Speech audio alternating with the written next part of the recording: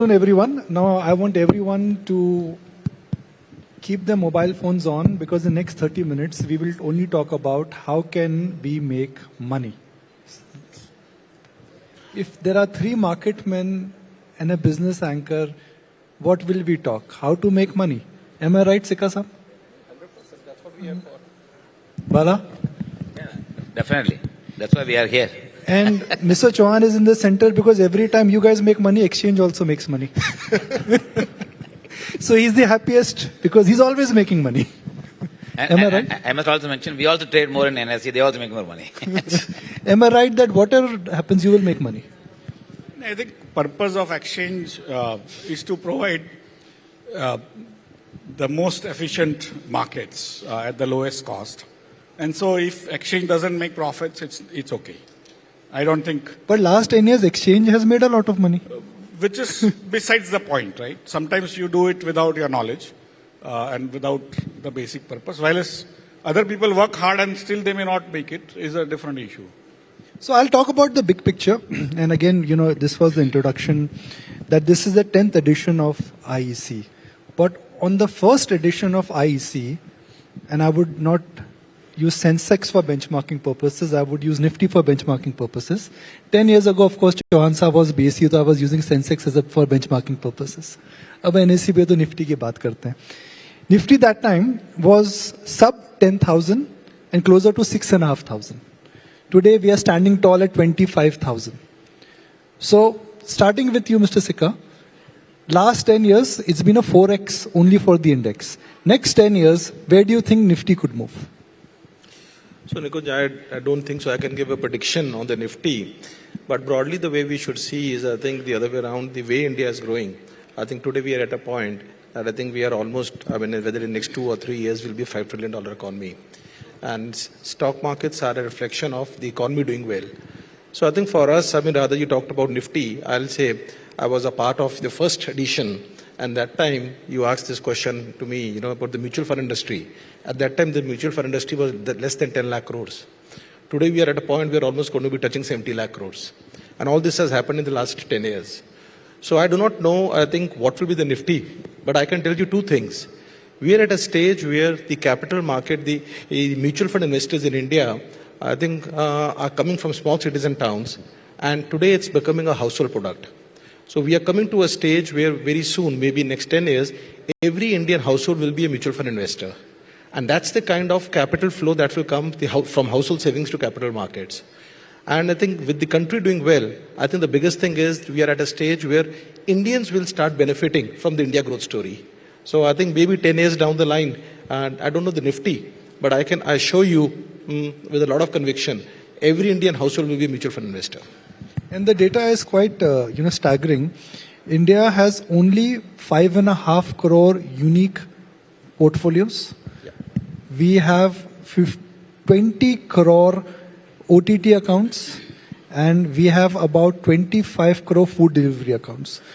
So in a country which is young, in a country where the average age is less than 50, the number of portfolios are nothing compared to global averages. I cannot agree with you more, but Nikunj, the way we have to see, the trend is changing very positively. Today we are seeing a lot of young investors, women investors coming from smaller cities and towns. So maybe 20 years back, when my father retired from government service, he had to put his proceeds. When I told him about mutual funds, it was difficult to convince him. But my daughter started working, the first salary she invested in mutual fund SIPs. So that's the change that's happening in the country. So I think I'm very confident. I think this 5% right now looks low, but directionally the speed at which the change is taking place is unbelievable. So I think we're headed for good times, and it's not about the mutual fund industry. It's great for Prime Minister's vision of Atmanirbhar Bharat. I think we are trying to be basically from a capital which is in small cities and towns, from how financial saving is coming to the capital market. So this is a true way how we can be Atmanirbhar Bharat. Mr. Chauhan, this financial inclusion, which now seems to be picking up in terms of a trend, and more importantly, acceptance and faith, is the trend here only going to multiply in next 10 years, and how much can it multiply? See, I'll give you the information as of date.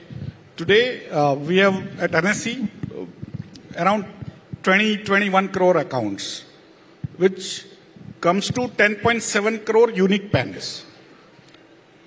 10.7 crore unique PAN numbers, which is unique investors, out of which around 2.2 crores are women. So 8.5 crore males. More than 8 crore households are now directly investing in stock markets, including mutual funds, but also directly investing. And 8 crore households is actually more than 20% of all households in India, which are directly or indirectly through mutual funds. Of course, they are directly investing because they are our customers, because we are an ID market, so we know. And to give you an information, at 20%, we are amongst the very large country in terms of even percentage of people investing in stock markets. Germany does not have that number. France does not have. Entire Europe does not have those numbers of 20% households. And the other side is also true, that now that 8 crore households are competing with number of farming households in India. Number of, in any type of cohort you see as a political constituency, now we are actually, although both of them do not know that, but today their constituency is equally larger or equal or larger than other political constituencies. So this is becoming very important because Delhi needs to know that investors of India are now a force to reckon with. But investors in India pay taxes, farmers still don't pay taxes. That is, again, for me, it's besides the point. But they will have expectations and they will assert. See, when, say, 5 years back, or even when Mr. Modi took over in 2014, there were 1 crore investors. Today, 10.7 crore investors, unique. 67 lakh crore were market capitalization. Today, 440 lakh crore, 6.5 times more in 10 years' time. For me, those numbers is 1/3 of India's wealth. Today, stock markets are 1/3 of India's wealth and double the size of India's banking system and more. In equities alone, right? If you take debt, it will be 2.5 times. So it's a very large thing in whichever way you look at, because people are now directly, there are two types of financial savings. One is what we call intermediation, which is through the banking system. Other is through the markets, which is called disintermediation. And today, a large part of India is saving through the disintermediation route, that is through the markets. And last month, there was an interesting sort of a research report by Morgan Stanley, which said that from 2014 to 2024, 3% of the savings incrementally went into stock markets. But at the end of 10 years, the outcome is 20%. So that 3% which people are saving into stocks have now become 20% of the total savings, whereas what that 97% has become 80%. So effectively the stock markets are becoming the primary driver of people's savings by demonstration, by checking out everything that people are seeing their neighbors actually making better returns, and that's why they are coming to the stock markets. So Bala, if the stock market holding data is anything to go by, today the domestic holding via mutual fund route or by individual investors for the first time has crossed FIs, which means that Indian investors own more shares than what foreign institutions currently own. आपका भी phone बज रहा है, आपका भी phone बज रहा है, आपका भी बज रहा है एक साथ. So, my point is, do you think the trend of this financial inclusion is a real trend, and how large this trend could become in the next 5 years and then 10 years? Yeah. I think the way I see is, I think we must also just go back in the memory. The entire awareness creation about investing in the financial instruments, capital market instruments, through the mutual funds, as well as in the stock market, started somewhere in 2012. Serious activities, which call it the financial literacy programs. The mutual fund together undertook the responsibility of improving the financial literacy in the country, took it very seriously. In fact, we got the significant support from even SEBI as a regulator, asking us to keep aside some portion of the money only towards the promotion of mutual funds and financial saving in the country.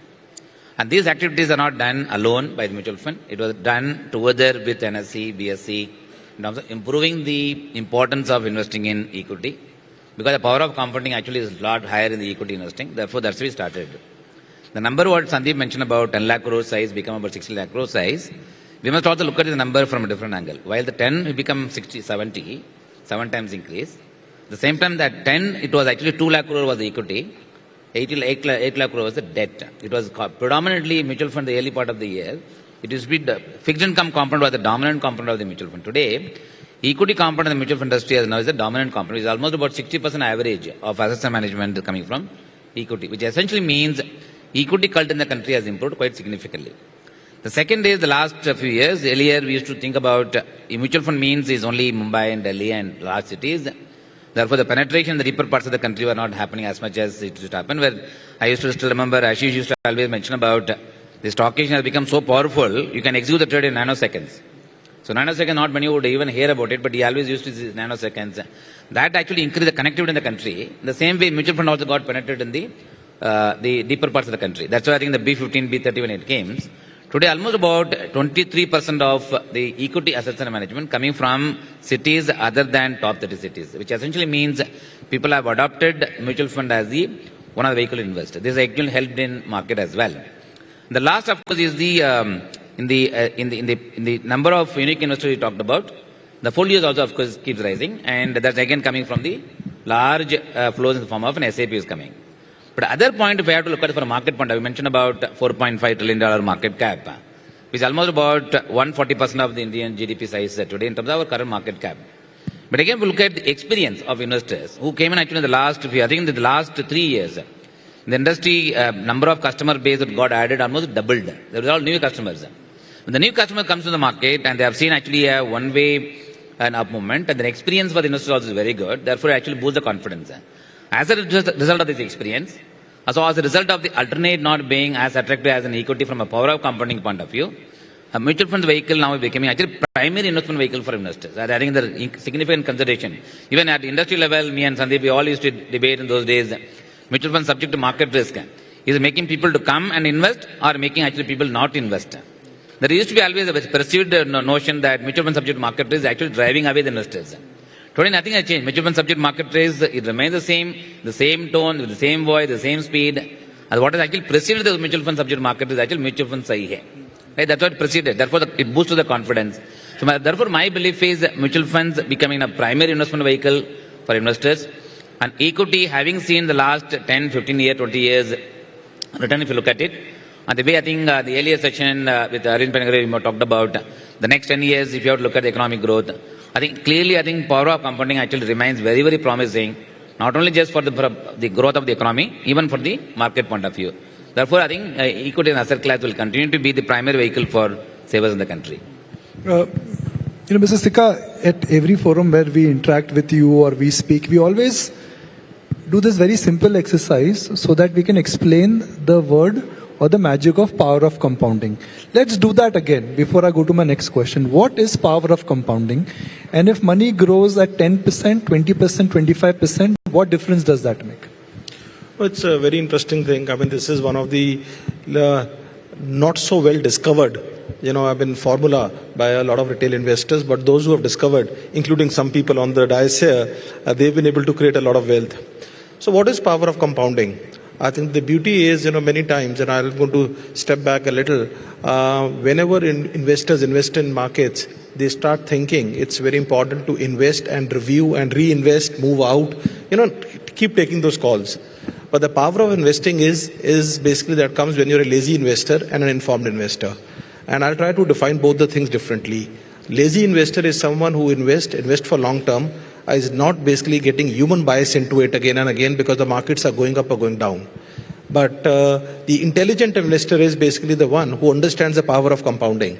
So let's give an example. One of the oldest funds in the country, which started in 95, without naming it because I'm on the platform here, the NAV of 10 is today about 4,000. So that technically means basically that fund over the period of time has given a return of about 23% since 95, compounding.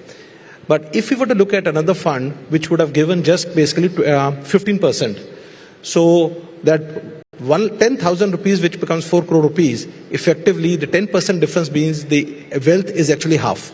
That's the power of compounding. What we see 10%, 5% looks very small, but you see over a longer period of time, it totally changes the dimension. So I think from our point of view, the power of compounding, Nikunj, that you mentioned, that is one big change that we have seen. Unlike in past where people used to try to invest in mutual funds like stocks, buy, trade, move out. I think we have seen a very big change. Basically, people are understand the power of compounding, investing for long term. And I think that what we are seeing, the longevity of our SIPs increasing day by day. So I think all I can say is to Nikunj's question, the power of compounding, what it does is basically it is not basically in a linear way. I think it basically 10 rupees becomes 4,000 rupees NAV over 25 years, and the compounding is only 20%. And that is the wealth that a person can create. So 10 rupee NAV in 1995 has become 4,000 rupees. And I must share it with you that that's one fund I had invested in. No, I did not want to make your investment, public. But yeah, I think it's again, I use the word intelligent investor. And you come in that category, Nikunj. Because I think what we have seen, that's a fund which is 25 years old. Today has got 1 million investors. But only few thousand investors have been able to take advantage of that by staying there. And so, fortunately, you're one of them. Well, let's do a maths here. Unit कितने थे वो तो बता ही नहीं है ना, वो बड़े कम थे. If your money multiplies at 25% for 10 years, after end of 10 years, any guesses how much will it happen? 10 years, 25% compounding. It is 10 times. 10 times. But if your money compounds for 25% for 20 years, how much will the return be? Any guesses? It will be 100 times. And it has happened in India in the past, and I have reason to believe it will happen in India going forward as well, because looking at the way how the demographics, entrepreneurship, government policy making, and the whole financial inclusion is moving. It's not very complicated, it's very simple. It's just that we need to have a very disciplined approach. And when I say this, I think I'm the official ambassador for mutual funds now. I completely agree with you. Okay. Mr. Chauhan, you have been an entrepreneur. You understand the entire financial inclusion theme very well. You're running one of the most and one of the biggest exchange in the world now. Give me a theme or an idea which should come from Ashish Chauhan, the entrepreneur and the investor, which could be the big theme and idea for next 5 or 10 years. The idea which I have worked with all my life, including starting NSE, I was the original 5-member team in 1992, which was sort of selected to set up NSE. And since then, I have been party to many businesses, some of them my own. I failed many times, but some of them became very large, including NSE, where we started with 25 crore or less of market cap. Today, you can figure out the market cap after this. It's probably 20,000 times, right? So, larger. So NSE has become 25,000 times. 20,000 times larger for that 25 crore rupees or 24 point something. And so I've seen that power of compounding. I've seen that power of conceptual activities. See, most of the time we think the wealth comes out of physical things. Increasingly, the wealth is becoming dematerialized. I give example just to convey that music, if King Akbar wanted to listen to music, he had to wake up Tansen in the night at 2 a.m., get all those 40 accompanies, and then get all their equipments and then start playing, right? And then, of course, wake up everyone else. But basically, he required physical 40 people and Tansen, and now we have 10,000 Tansen on our mobile whenever we feel like, right? At zero cost, because he had to actually keep those 9 Ratnas not for anything, just for his entertainment, right? But they used to cost him a lot, and only Akbar could afford in those days. Today, we are all better than Akbar because we can afford 10,000 sports stars and 10,000 music stars and literally millions of them, right, in all fields. And that's where the more wealth is going to be created more and more into things which we cannot touch, but we can feel. Experiences is what humans want. Physicality is where the experiences is to come from. And now, increasingly, most of the wealth will be in Even the experiences will be more virtual. That you want to travel to Mount Everest, it'll take you 30 days and a lot of hard work and a lot of money. Or you will get a sort of a chair where you sit and next 5 minutes you will be shivering in the chair and you will be thinking you are in Mount Everest. And that experience will cost you probably 10 rupees vis-a-vis spending 10 lakh rupees to go to Mount Everest base camp. For me, one is the new technologies are dematerialized and they scale up so fast that they become available to the poorest of poor. And that's where most of the wealth will be created. Earlier times, the wealth was in physical people. That's why it's called capita. What do you mean by capita is number of heads you had. Then it became land.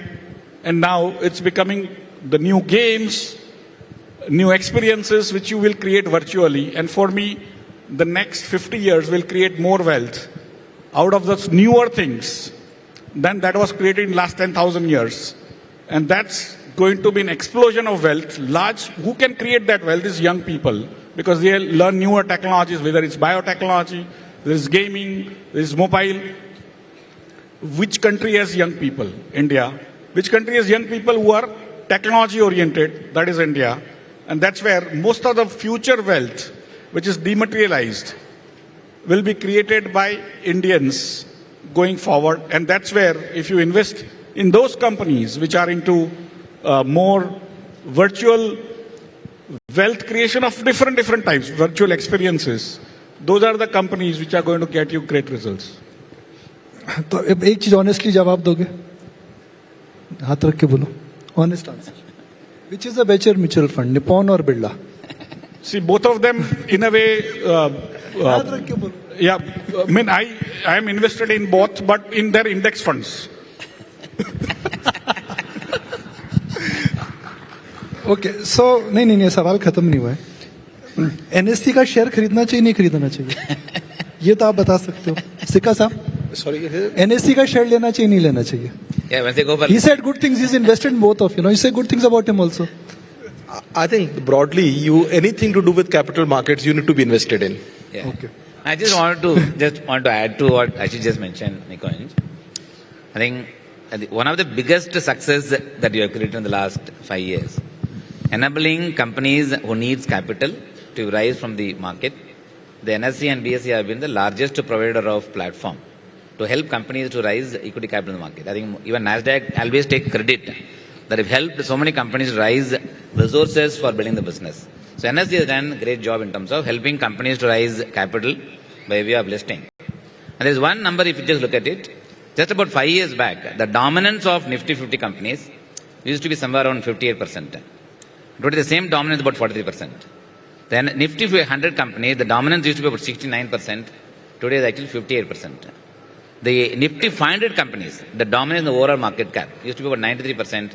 Today is about 88%, which essentially means more and more companies actually are able to raise money in the market. Second number, if you look at it from a fundamental point of view, invariably as a country about 10 years back, the dependence on building our business through the debt was very high. Any activities you have to promote, first you go to the bank and borrow. And today they don't go to the bank for borrowing. Actually they come to the equity capital market for taking money, not borrowing of course. They come to the equity capital market for raising funds. As a result of that, the corporate balance sheet becomes so strong that debt to EBITDA, which is what we measure one of the metrics, it used to be about 0.4 now it's gone to about 0.2. It essentially means now leaving a lot of leg room for companies to make investment, leverage the balance sheet for the next 10 years. If you look at it, the leverage capability they will have for them to build the next future growth of the country, I think will be equally reflecting on the economy, market, as well as our mutual fund growth. Okay. So I've got like about a minute left. So 30-second answer. Give me one big money-making idea or a theme for next 5 years. 30 seconds to answer this one. Invest in mutual fund equity and leave it at that. Okay, Forget about it. Okay, minus mutual funds. As he mentioned about Nifty. Okay, so one is Nifty, stay invested. Give me a sector or a theme also. I think India is going to be a wide sector participation. So diversified equity funds will be the best actually to play the India story. Okay. Sikka Saab, same answer. I think broadly, I clearly believe, as India moves up from, as we'll move to a $5 trillion economy, per capita income will move towards, $3,000, $5,000.